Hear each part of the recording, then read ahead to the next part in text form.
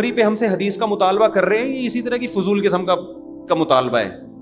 کہتے ہیں قضاء عمری حدیث سے ثابت ہے، دکھاؤ. ہم کہتے ہیں حدیث سے یہ ثابت ہے جب بھی نماز قضا ہوئی ہے توبہ استغفار بھی کیا گیا اور نماز کو بھی پڑھا گیا ہے.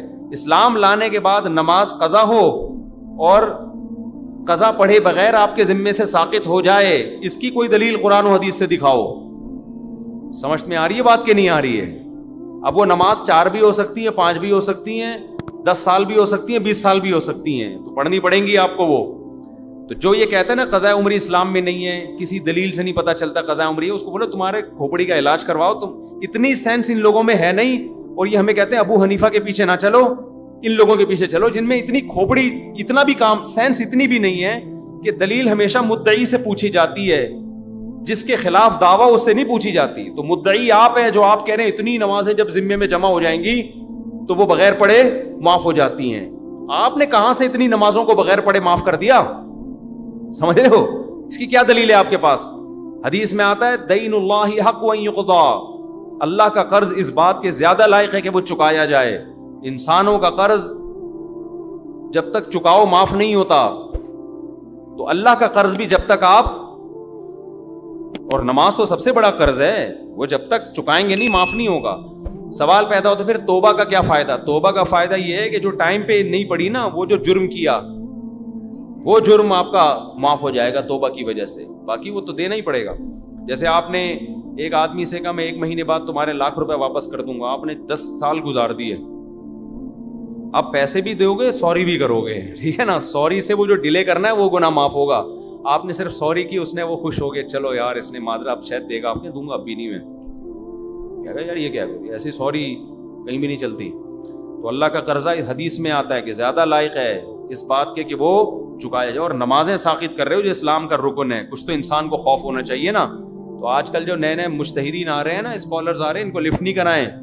ایک اسکالر نے یہاں تک بول دیا کہ بغیر عذر کے بھی آپ 2 نمازیں اکٹھی پڑھ سکتے ہیں قضا کر کے، اور مسلم کی حدیث پیش کر رہے ہیں. حدیثوں کا مطلب فقہا سے، مجتہدین سے پوچھا جائے گا. آج کل کے ٹکے کے جو آ رہے ہیں نا اسکالرز، ان سے نہیں پوچھا جائے گا. اتنا آسان کر دیا ہے نمازوں کو قضا کرنا، ماشاءاللہ. الحمد سے لے کے والناس تک قرآن بار بار کہہ رہے حافظو، حفاظت کرو. نماز کی حفاظت کا مطلب کہ ٹائم پہ پڑھو.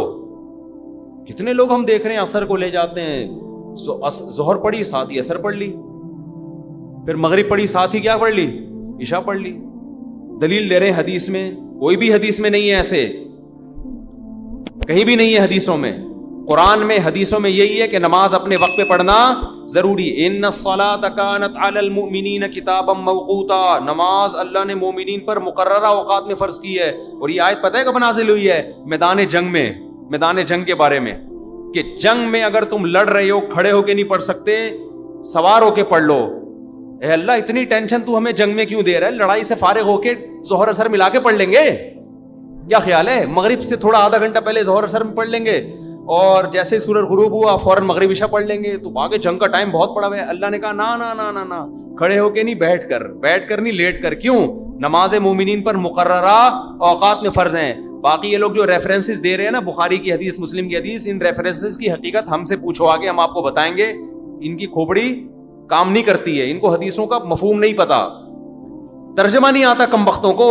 تو یہ آپ کو بڑے بڑے مجتہدین سے ہٹا کے اپنا مقلد بنا رہے ہیں آج کے جو اسکالرز آ رہے ہیں، اور لیبل یہ لگاتے ہیں مقلد نہیں ہے، محقق ہیں. عوام نے تقلید ہی کرنی ہوتی ہے، سمجھتے ہو؟ وہ پھر کیا ہوگی کہ ان کو چھوڑ دے گی بڑوں کو، اور آج کل کے 15ویں صدی کے اسکالرز کی تقلید شروع کر دے گی، اور لیبل لگا کے محقق ہیں. محقق نہیں ہیں آپ. تو ریفرنسز ہوتے ہیں، وہ حدیث میں آتا ہے کہ نبی نے 2 نمازیں اکٹھی پڑھی ہیں بغیر کسی عذر کے، بغیر کسی خوف کے، بغیر کسی مدر کے، تاکہ امت حرج میں نہ پڑے. ان حدیثوں کو ہم سے پوچھو تو ہم آپ کو بتائیں گے انشاءاللہ. باقی آپ کہیں بھی بتا دیں تو بھی بتاؤں گے. ایک تو بیان لمبا ہو جائے گا، لوگ یہ سننے کے لیے بیٹھے نہیں ہیں. پھر لوگ کہتے ہیں کہ پھر ریکارڈ کروا دیں. ریکارڈنگ میں یہ ہوتا ہے، ریکارڈ کروا کے جب تک اسکالر کا نام نہ ڈالو نا کہ اس نے یہ کہا ہے، اس کا جواب یہ، وہ اسکالر پروموٹ ہو جاتا ہے. وہ چاہتا ہی یہی ہے کہ لوگ میرا نام لیں اور میرے خلاف نام لے کے رد کریں، اور پھر وہ غلط جواب دیتے ہیں آگے سے، پھر میں اس کا جواب دوں گا، پھر وہ غلط جواب، پھر ہم اس کا ایک تماشا یوٹیوب پہ سلسلہ چل نکلتا ہے. تو اس لیے چاروں ائمہ کا اتفاق ہے کہ آپ مقام پہ 2 نمازیں اکٹھی بولو نہیں پڑھ سکتے. سفر میں بعض ائمہ اس کے قائل ہیں کہ اکٹھی پڑھ سکتے ہیں, امام حنیفہ اس کے قائل ہے سفر میں بھی نہیں پڑھ سکتے. وجہ اس کی ہے, وہ یہ کہتے ہیں جیسے حدیث میں آتا ہے کہ نبی صلی اللہ علیہ وسلم نے بغیر عذر کے, بغیر بارش کے 2 نمازیں اکٹھی پڑھی ہیں. تو یہاں اکٹھی کا مطلب کیا ہے؟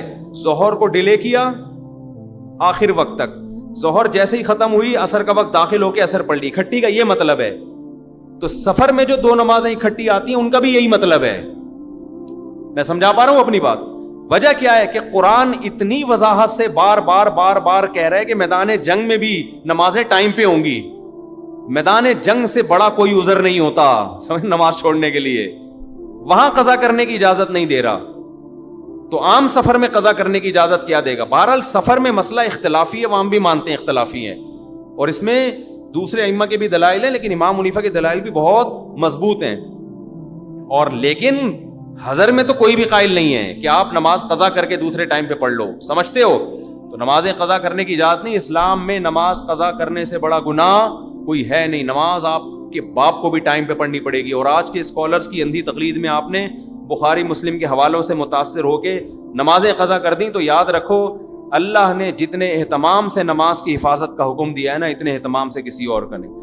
اللہ کہے گا کہ ایک طرف یہ 15ویں صدی کا اسکالر تھا جو انگلش کے 2-4 الفاظ یاد کر کے کلپ بنا کے بیٹھا ہوا ہے, ایک طرف الحمد سے لے کے والناس تک, تو جب بھی قرآن پڑھے گا تجھے یہی ملے گا, اپنی نمازوں کی حفاظت کرتے ہیں. تو حفاظت کا مطلب تجھے نہیں پتا تھا کیا ہوتا ہے؟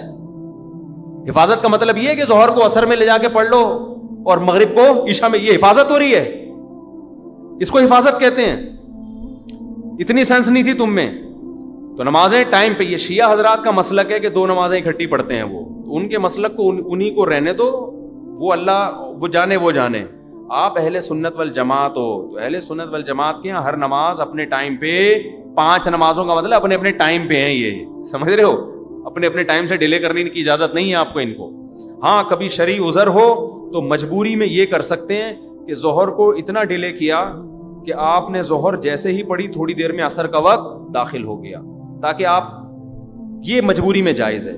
مغرب کو ڈیلے کیا, عشاء سے تھوڑی دیر پہلے پڑھ لی, اور جیسے ہی عشاء کا وقت داخل ہوا فوراً کیا پڑھ لی؟ عشاء. یہ صحابہ سے بھی ثابت ہے, نبی صلی اللہ علیہ وسلم سے بھی ثابت ہے.